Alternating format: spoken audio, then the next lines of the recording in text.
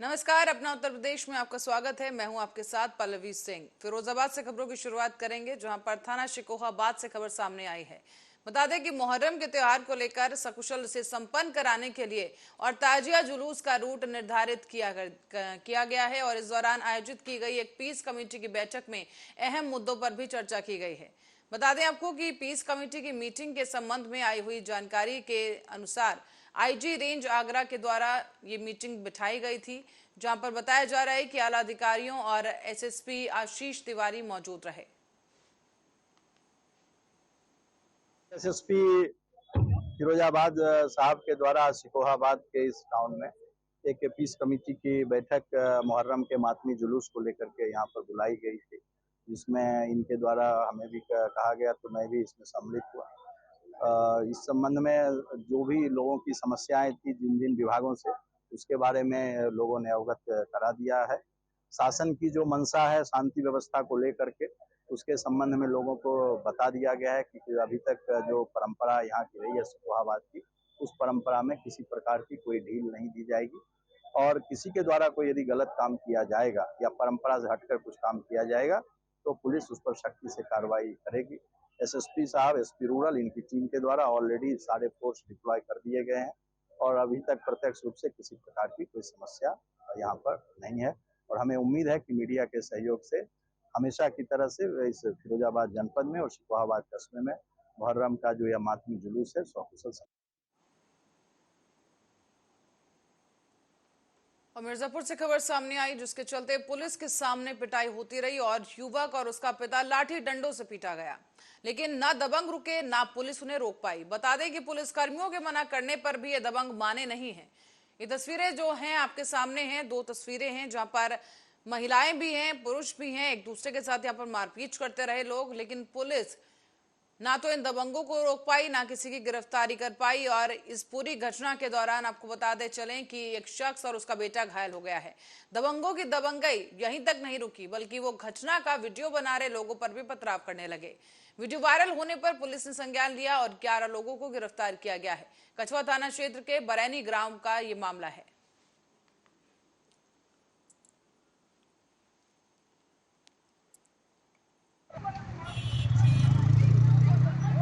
आज social media पर एक वीडियो वायरल हो रहा है, जिसमें दो व्यक्तियों को कुछ महिला और पुरुष मिलकर मारते पीटते दिख रहे हैं।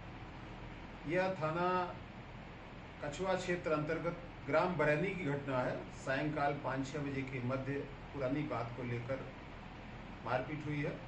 उसके संबंध में त्वरित कार्रवाई करते हुए 11 लोगों को हिरासत में लिया गया है। तहरीर प्राप्त कर अग्रिम वैधानिक कार्रवाई की जा रही है। आज सोशल मीडिया पर एक वीडियो वायरल हो रहा है। और जिला कलेक्ट्रेट कंपाउंड मिर्जापुर में जनहित मोर्चा ने जिला अध्यक्ष लक्ष्मी नारायण कुशवाहा ने पार्टी कार्यकर्ताओं के साथ प्रदर्शन किया है।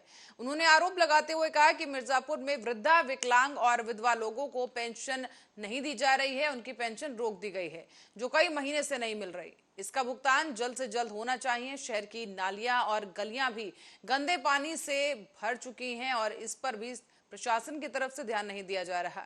शहर की सड़कों पर बरसात का पानी इकट्ठा हुआ है और शहर में बंदरों का आक्रमण भी बढ़ता जा रहा है।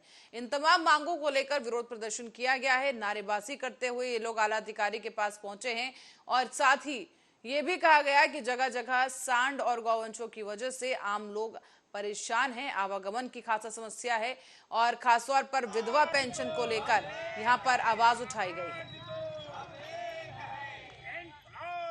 हम लोग जिलाधिकारी के यहाँ 11 सूत्री ज्ञापन देने आए हैं, जिसमें विधवा, वृद्धा, विकलांग पेंशन कई महीनों से लोगों को नहीं मिला है, उसको दिया जाए तथा इनका पेंशन महंगाई के ज़माने में बढ़ाया जाए। नगर मिर्ज़ापुर में सड़कों की हालत बद से बदतर है। बरसात का समय आ रहा है, नालियाँ बजबजा रही है, लोगों को बदबू आ रहा है, सबरी का नाले का सफाई नहीं हुआ है और छुट्टा पशु से आदमी परेशान है, बंदर से परेशान है। इस तरह से मिर्ज़ापुर के अनेक ज़िले की समस्याओं को लेकर के, किसानों की समस्याओं को लेकर के, मजदूरों की समस्याओं को लेकर आज हम जिलाधिकारी को और वाराणसी के शक्तिनगर मार्ग पर अहरौरा मिर्जापुर थाना क्षेत्र के पास वाराणसी से सोनभद्र के लिए टेम्पो से जा रहे यात्री रोडवेज बस की चपेट में आने से घायल हो गए हैं। करीब 3 यात्री घायल हुए हैं और सूचना मिलने के बाद अहरौरा पुलिस मौके पर पहुंची। घायलों को सामुदायिक स्वास्थ्य केंद्र ले जाया गया है। कहाँ जा रहे थे? धुरिया से कहाँ जा रहे थे? जा कहाँ रहे थे? बाईपास जाते हैं। टेम्पू से रोडवेज में धक्का मारा है। और सीतापुर में जंगली नाथ गांव में सैकड़ों साल पुराना एक पीपल का पेड़ गिरने से हादसा हो गया है। इस घटना में पेड़ की 2 मोटी डालें गिर गईं, जिसकी वजह से आधा दर्जन से अधिक लोग घायल हुए, जबकि एक 8 साल के मासूम बच्ची की मौके पर ही मौत हो गई। घायलों को इलाज के लिए सामुदायिक स्वास्थ्य केंद्र लहरपुर में भर्ती कराया गया है। मौके पर पुलिस भी मौजूद है और मृतक मासूम बच्ची का शव कब्जे में लेकर पोस्टमार्टम के लिए भेज दिया गया।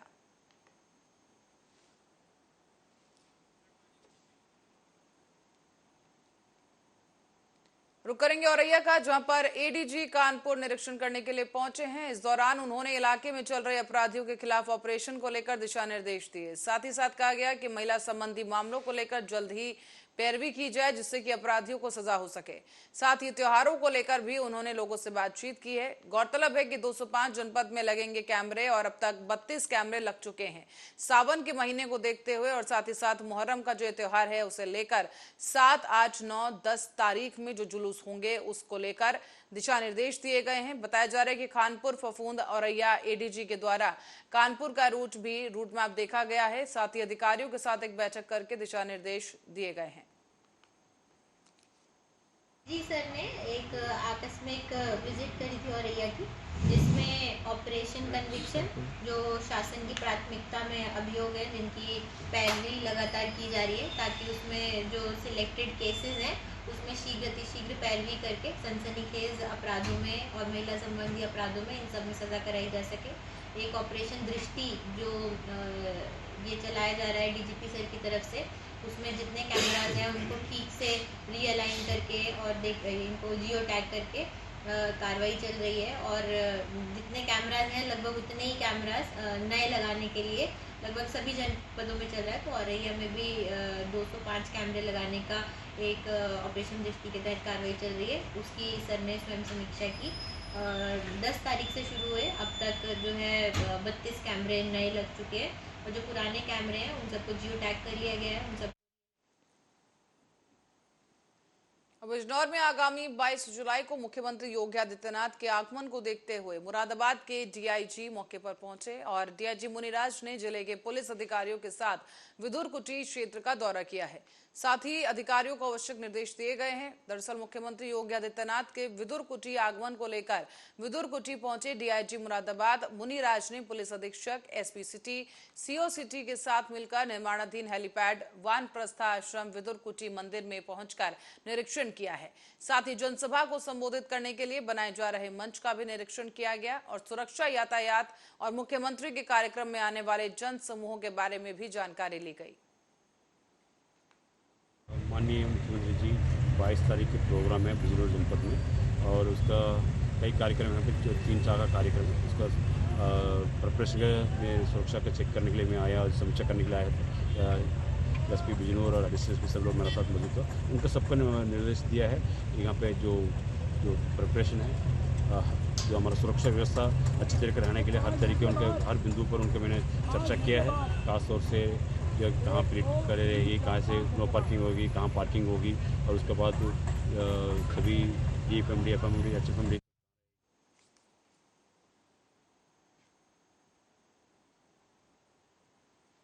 गंगा खादर इलाके में बाढ़ के पानी में बह रहे हिरण के एक बच्चे को युवक ने पानी से सकुशल बाहर निकाल लिया है। हिरण के इस बच्चे को बाहर निकालकर पांडवनगर पुलिस चौकी के पुलिस कर्मियों के सुपुर्द कर दिया गया। पुलिस ने वन विभाग को जानकारी दी और पूरे मामले की सूचना दी गई तो वन विभाग मौके पर पहुंचा। अधिकारियों ने हिरण के बच्चे को अपने कब्जे में लिया और उसे जंगल में वापस छोड़ दिया गया है। ये 2 तस्वीरें आपके सामने हैं, जहां पहली तस्वीर में हिरण का बच्चा है जो बाढ़ के पानी से बहता हुआ गांव की तरफ आया और एक शख्स इस बच्चे को उसने पानी से बाहर निकाला है और उसके बाद आप देख सकते हैं कि हिरण के बच्चे को पानी से बाहर निकालकर इस युवक ने सकुशल धरती पर पहुंचाया है, जमीन पर उसको पहुंचाया है और इसी के साथ ही पुलिस को और वन विभाग को भी सूचित किया गया। दूसरी तस्वीर की तरफ आपको लेकर चलेंगे, जहां पर हिरण के इस बच्चे को वन विभाग के अधिकारियों ने पहले अपने कब्जे में लिया है और उसके बाद उसे वन की ओर ले जाया गया और यहां पर इस हिरण के बच्चे को वन में वापस से छोड़ दिया गया है।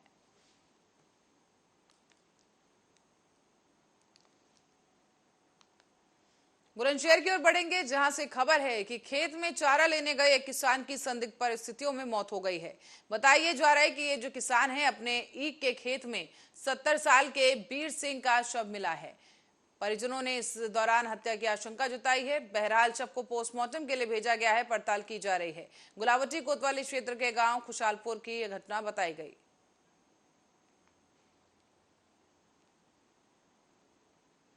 फिरोजाबाद में ट्रेन से कटकर एक युवक ने जान दे दी है। इस घटना के वक्त मौके पर भारी भीड़ जमा रही और पुलिस को सूचित किया गया। इसके बाद पुलिस मौके पर पहुंची, शव को पोस्टमार्टम के लिए भेज दिया गया है। हालांकि शव की शनाख्त अब तक हो नहीं पाई है। प्रयास जारी है। थाना लाइनपाड़ क्षेत्र के चंदवार गेट पुल के पास का मामला है।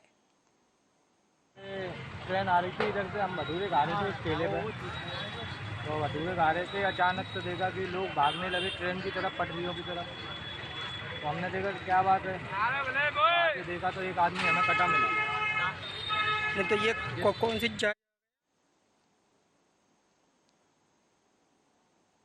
और हमीरपुर जिले से गुजरने वाली यमुना और बेतवा नदी इस वक्त उफान पर है और ये दोनों ही नदी उफान पे आने की वजह से बाढ़ का खतरा बढ़ चुका है और बाढ़ को लेकर अब जिला प्रशासन ने भी तैयारियां पूरी कर ली हैं। पिछले साल यमुना और बेतवा नदी की बाढ़ की वजह से जमकर कहर बरसा था और इसी को देखते हुए अब बाढ़ के दौरान पहुंचाई जाने वाली राहत को लेकर जिला प्रशासन ने एक मॉक ड्रिल किया है।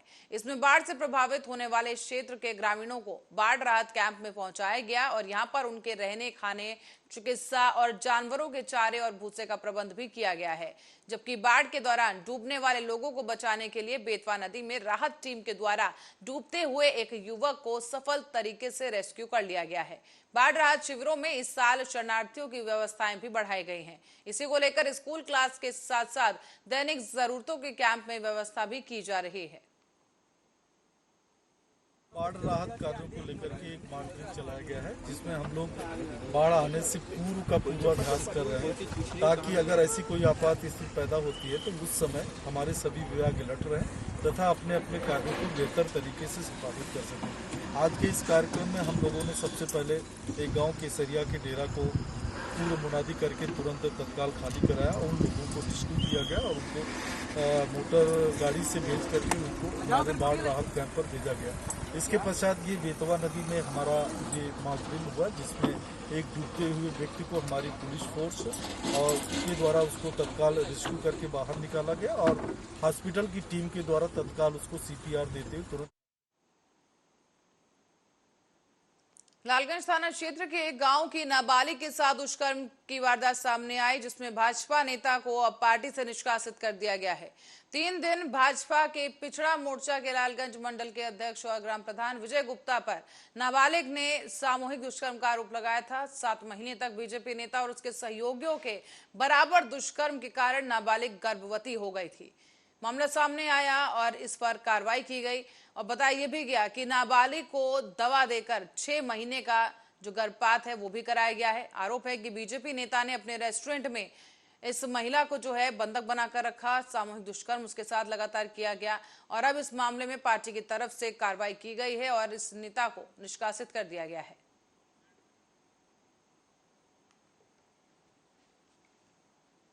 मुरादाबाद से खबर है, जंबेलारी ब्लॉक में गांव हाजीपुर में रचर पड़ी व्यवस्था को लेकर किसानों ने धरना दिया और शिकायत दर्ज कराई।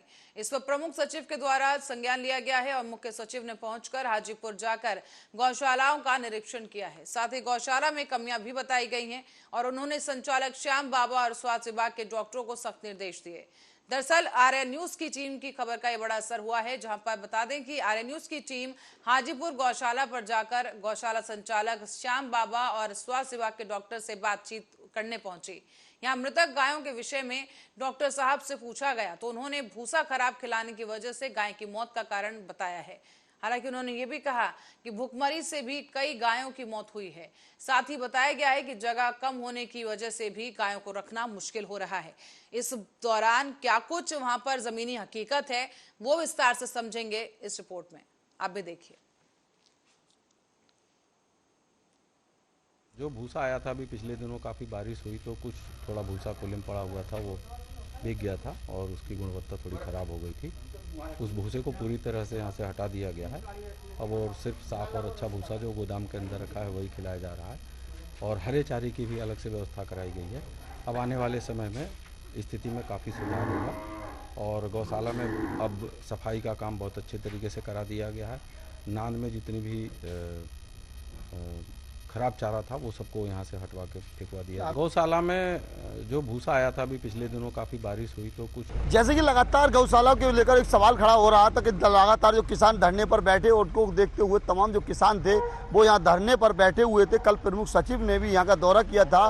किसानों का तो आरोप ये था कि प्रमुख सचिव गाड़ी में से नहीं उतरे, लेकिन ऐसे ही कुछ अखबारों में और कुछ चैनलों पर उनकी खबर छपी भी है और दिखाई भी गई है।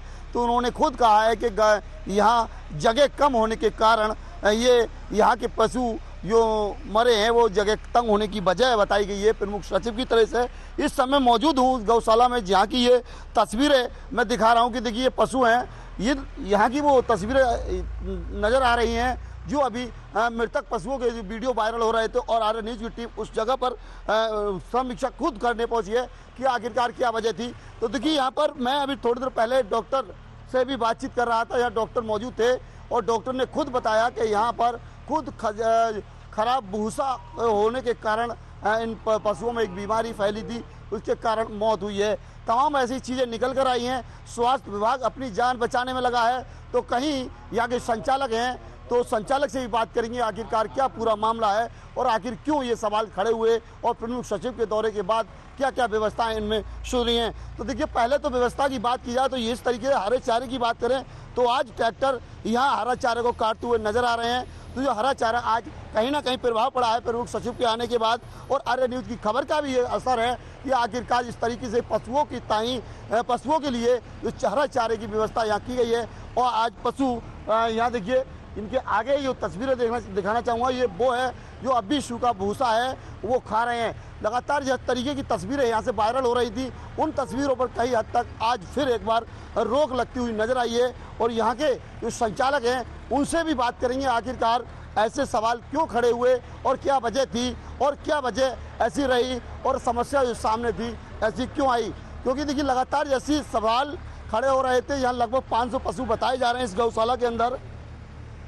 देखिए यहाँ की व्यवस्था की बात की जाए तो देखिए लाइट की व्यवस्था जो होनी चाहिए, लेकिन लाइट की व्यवस्था जो बिजली वाली व्यवस्था है वो है, लेकिन यहाँ पंखे की व्यवस्थाएं कहीं भी नज़र नहीं आती। 3 साइड में पंखों के कुंदे लगे हुए नजर आएंगे, लेकिन 3 साइड में जो पशुओं के ऊपर पंखे लगाए जाएं वो कहीं हद तक कहीं भी पंखे लगे हुए नहीं हैं। यहाँ गर्मी इतनी है कि यहाँ से गर्मी खुद हमारा भी बैठना यहाँ बिल्कुल बेबस हो रहा है, क्योंकि देखिए गर्मी टीन में अंदर बहुत ज़्यादा लग रही है। इसके कारण भी एक पशुओं का बीमार होने का कारण ये रह सकता है, क्योंकि देखिए गर्मी का समय है। और ज़्यादा जानकारी के लिए क्योंकि जो हमारे साथ संचालक हैं वो हमारे साथ हैं स्वामी जी, उनसे बात करेंगे कि आखिरकार क्या पूरा मामला है।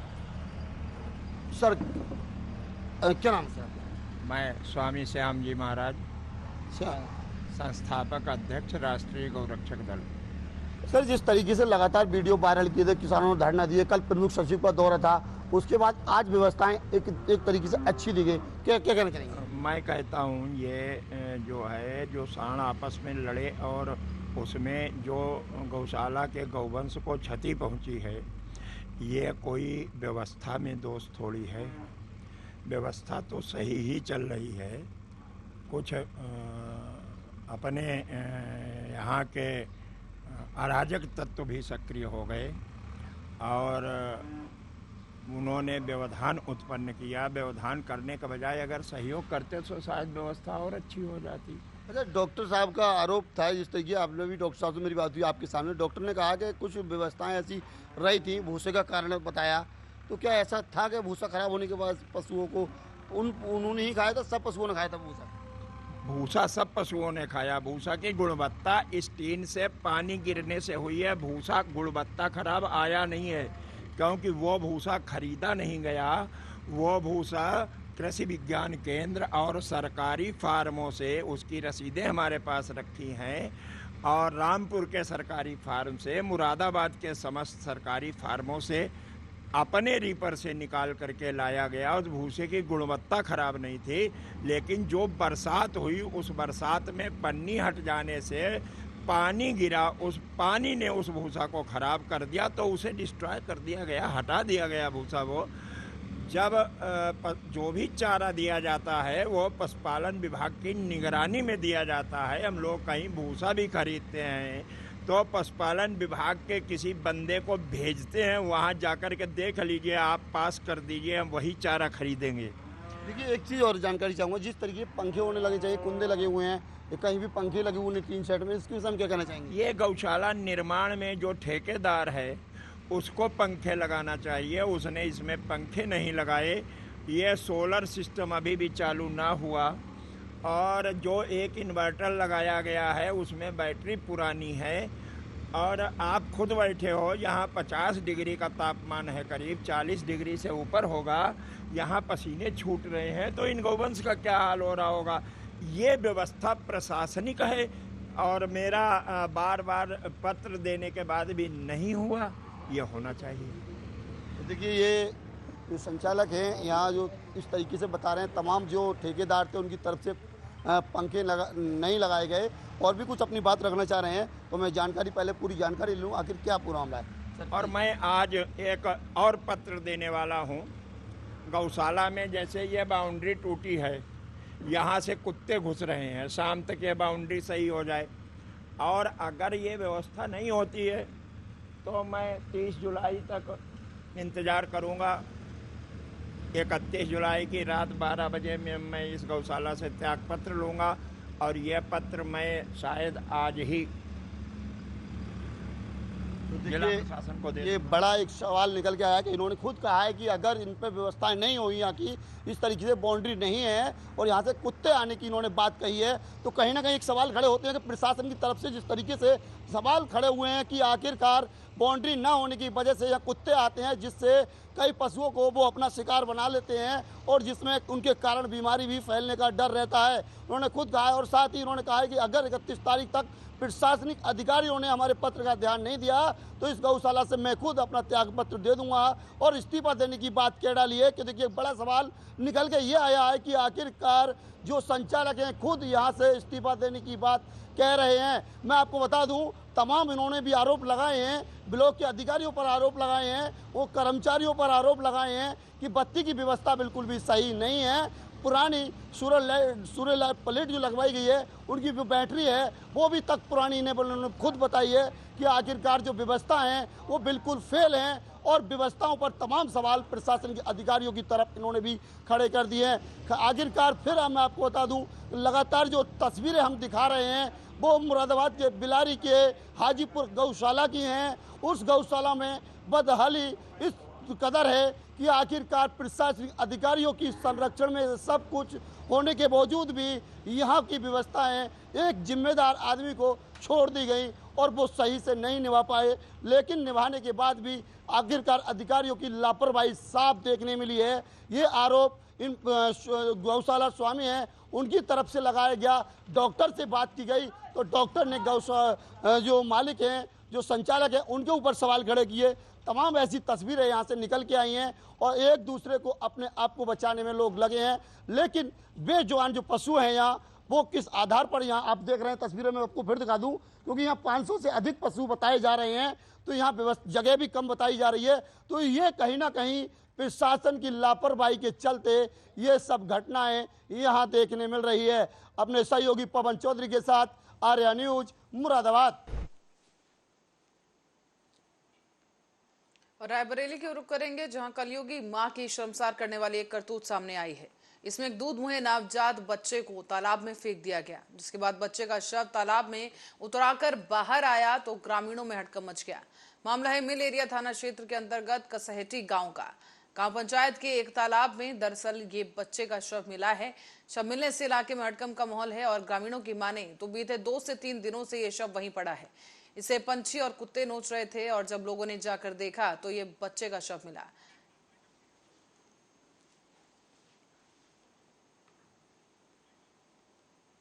फिलहाल के लिए बुलेटिन में इतना ही। देश दुनिया की तमाम खबरों के लिए देखते रहिए आर्या न्यूज।